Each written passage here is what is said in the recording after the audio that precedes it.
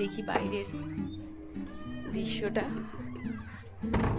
আর এখানে সব রাজহাঁসগুলো চলে এসেছে। কি সুন্দর স্নান করছিল একটু আগে।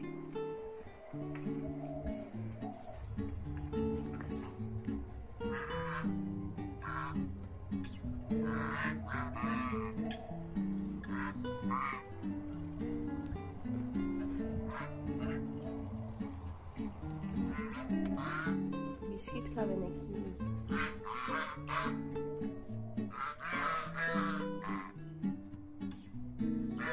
বেশ জলে ডুবে ডুবে স্নান করার পর হাঁসগুলোর মনে হয় খিদে পেয়ে গেছে। আর আমার কাছে চকলেট বিস্কিট আছে, সেটা তো দেওয়া যাবে না। তবে আমার কাছে শুকনো মুড়ি আছে, সেটাই দেবো ভাবছি। কি দেখছো?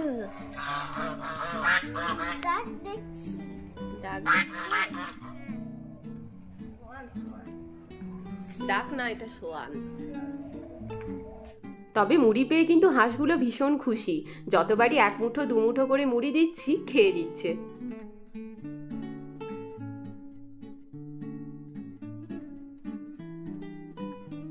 চলুন রিসর্টের ওই পাশ থেকে একটু মর্নিং ওয়াক করে আসি। সকালের এই শান্ত স্নিগ্ধ পরিবেশটা দারুণ লাগে। ঘরে থাকলে তো মর্নিং ওয়াক করা হয়ে ওঠে না।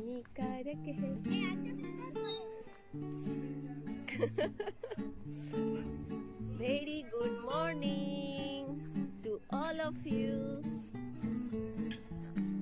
চলো চা খাবে, চলো। এখন যেহেতু সকাল, রিসর্টের কর্মচারীরা চারিপাশটা সুন্দর করে ঝাড় দিচ্ছে, শুকনো পাতাগুলো কুড়িয়ে নিচ্ছে। সত্যি এদের জন্য রিসর্টটা এত সুন্দর হয়ে আছে। চলুন এবার আমাদের ওপাশে যেতে হবে, কারণ সমু কল করেছিল। চা দিয়ে গেছে রুমে, আর সবাই অলরেডি উঠে গেছে, চা খেতে শুরু করেছে। আর এদিকে ব্রেকফাস্টের জন্য বুফেও বসে গেছে।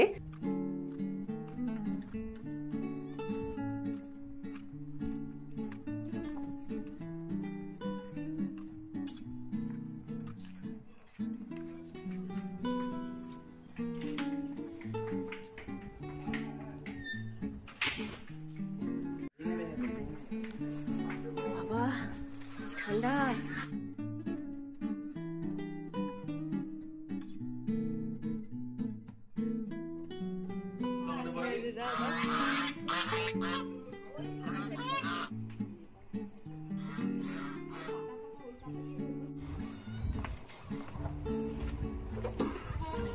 যাবে তো?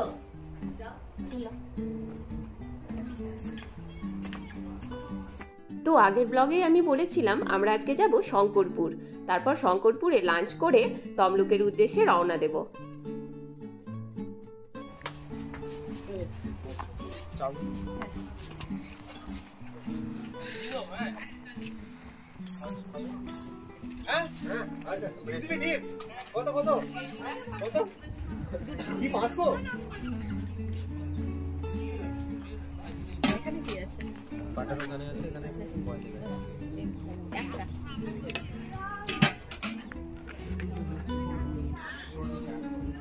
ইচিটা আছে আর ডিমটা আছে।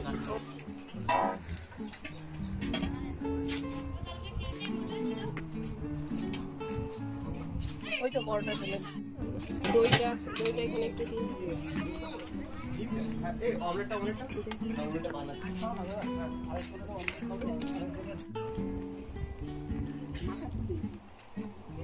দেখো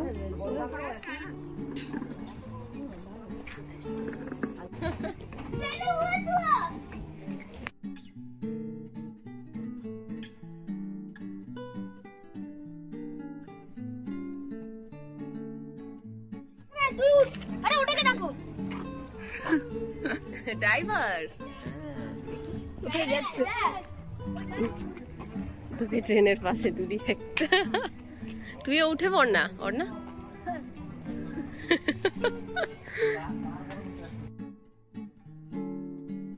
এই যে প্যাসেঞ্জার।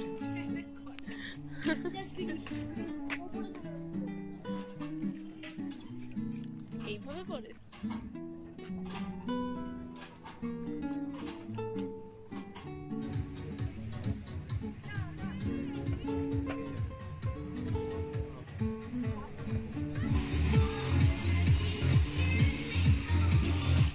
তো আমরা চেক আউট করে নিয়েছি। আর আমাদের অটোও চলে এসেছে। চলুন এবার বেরিয়ে পড়ি।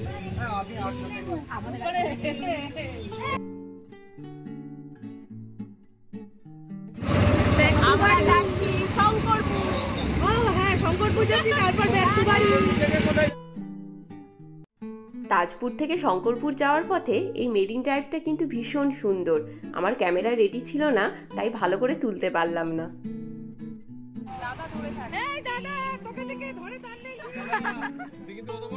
তো আমাদের অটোওয়ালা একটা হোটেলের নাম বলে দিল যেখানে আমরা লাঞ্চ করব আর আমাদের লাগেজগুলো কিছুক্ষণের জন্য রাখতে পারবো। আর আমাদের হাতে যেহেতু 2 ঘন্টা আছে, তাই চারিপাশটা একটু ঘুরে দেখে নেব।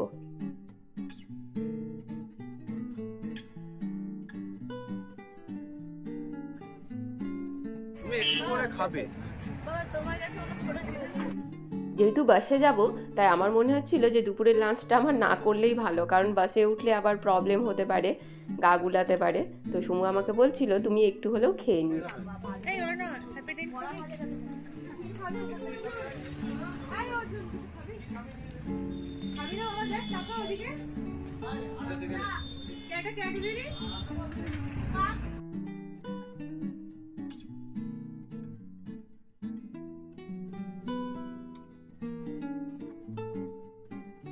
এই যে সমুদ্র দেখা যাচ্ছে, চলুন শঙ্করপুরের সমুদ্র সৈকতটা কেমন একবার দেখে নিই। বেশ সুন্দর, নির্জন। তবে ঘুরতে এলে এত ফাঁকাও আবার ভালো লাগে না, একটু লোকজন না থাকলে হয় নাকি। ওই পাশটা হলো ঝাউবন, ও পাশেও একবার যাওয়ার চেষ্টা করব যদি যাওয়া যায়।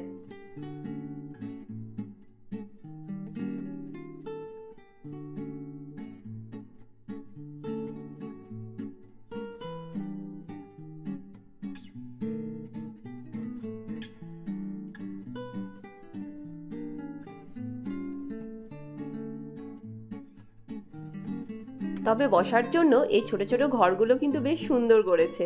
বাইরে যা রোদের তাপ, বেশিক্ষণ বসাও যাচ্ছে না। পুরো বড়। হ্যাঁ,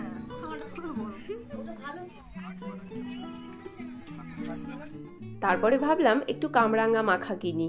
তো যা টক ছিল, তবু কিন্তু খেতে বেশ সুন্দর লাগছিল।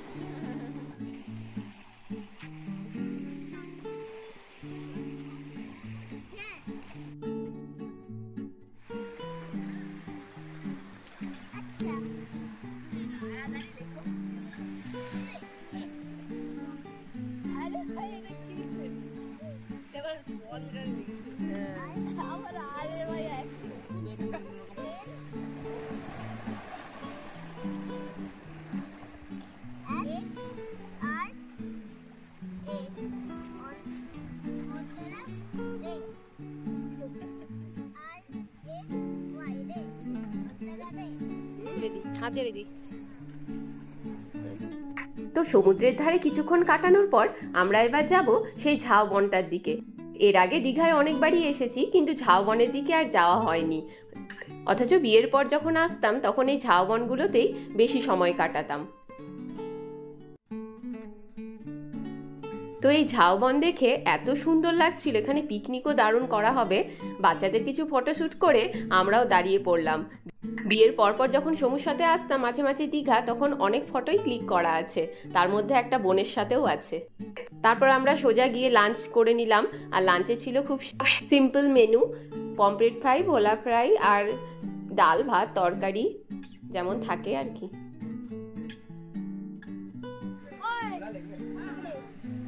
ভাই আর তো বেরিয়ে গেছে।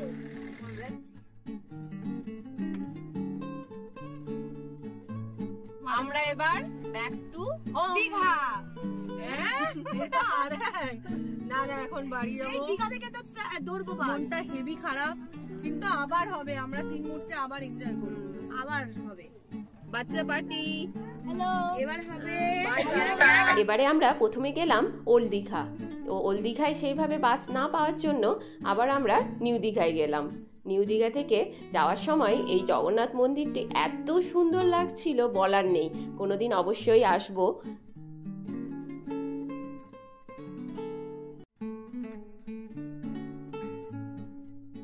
তাহলে বন্ধুরা আজকের মতো এতটাই। দেখা হবে নেক্সট ব্লগে। আর আমাদের বাস চলে এসেছে, আমরা বাসে উঠে পড়েছি হয়ে টু তমলুক। বন্ধুরা এতটা যখন দেখলেন তো ভিডিওতে একটা অবশ্যই লাইক দিয়ে যাবেন। তাহলে আজকের মতো এতটাই। বাই বাই, টাটা, ভালো থাকবেন, সুস্থ থাকবেন।